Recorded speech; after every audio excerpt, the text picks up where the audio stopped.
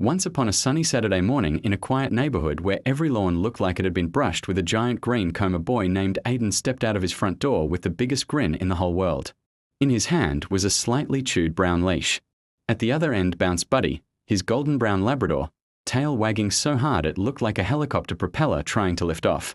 Buddy's tongue lolled happily to one side, already dreaming of every single smell waiting down the block. Aiden was 8 years old, skinny as a bamboo shoot, with hair that refused to stay flat no matter how much water his mom poured on it. Today he wore his favorite red t-shirt, the one with the tiny mustard stain from last week's hot dog disaster, and blue shorts that flapped around his knees as he walked. His sneakers, once bright brown, were now the proud color of adventure dirt. "Ready, Buddy?" Aiden asked, crouching so they were eye to eye. Buddy answered by licking Aiden's entire face in one enthusiastic swipe. That was yes in dog language. They started down Maple Street at what Aiden called explorer speed. Not too fast, because then you miss things. Not too slow, because then the adventure never starts. The first magic happened at Mrs. Garcia's rose bush. Buddy froze. Nose high.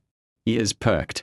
Then, very slowly, very seriously, he leaned in and sniffed one single red rose as if it might contain the secret to the universe.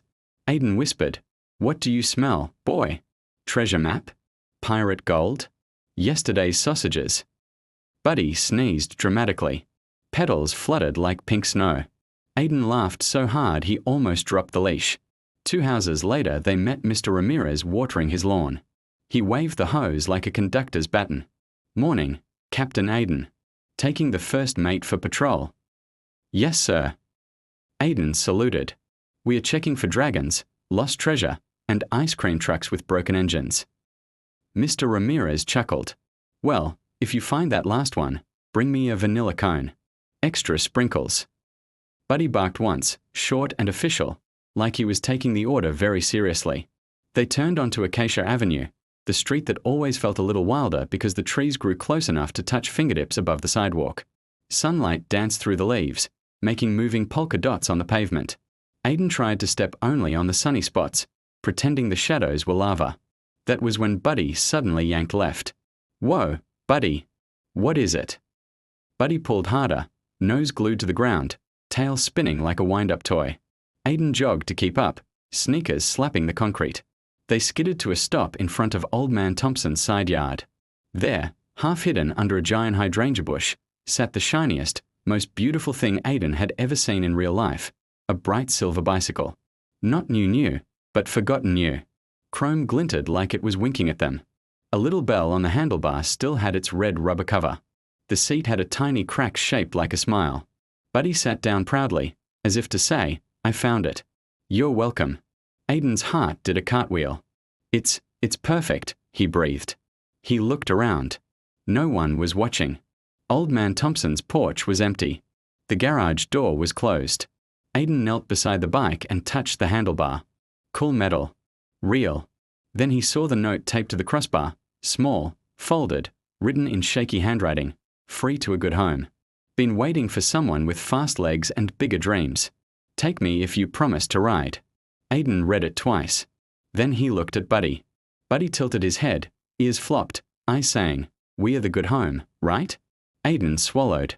"Okay," he whispered to the bike. "I promise." Very carefully he wheeled it out from under the bush. The tires still had air. The chain didn't even squeak. He walked the bike home beside Buddy, leash in one hand, handlebars in the other. Every few steps he rang the bell, ding ding, just to hear how happy it sounded. When they reached their own front yard, Aiden's mom was on the porch watering the marigolds. She saw the bike. She saw Aiden's face. She saw Buddy trotting extra tall, like he'd personally invented treasure hunting. She smiled the kind of smile moms save for moments like this. "Looks like someone found a friend today," she said softly. Aiden nodded so hard his hair flopped into his eyes. "His name is Silver Arrow. And he was waiting for us. Buddy found him." Buddy barked once, proud, loud, victorious. Mom came down the steps and crouched in front of Aiden. "You going to keep your promise to ride him?" "Every single day," Aiden said. "To school. To the park. To the moon if the chain is strong enough." She ruffled his hair. "Then I guess we need to find a helmet that matches a silver arrow." That afternoon, Aiden rode Silver Arrow for the first time. Buddy ran alongside, leash off for once because the yard was safe and the street was quiet. Aiden pedaled faster and faster, wind rushing past his ears, bell ringing ding ding ding. Like celebration music. Buddy barked in rhythm, short happy yips that sounded exactly like laughter. And somewhere in that golden afternoon light, with trees waving and roses still dropping petals and a silver bicycle finally moving again, a boy and his dog understood something very important. The best treasures aren't always buried. Sometimes they're just waiting, shiny, patient, and a little lonely, until the right boy with the right dog walks by at exactly the right speed. And when that happens, the whole street feels like it's smiling. Ding ding, the end.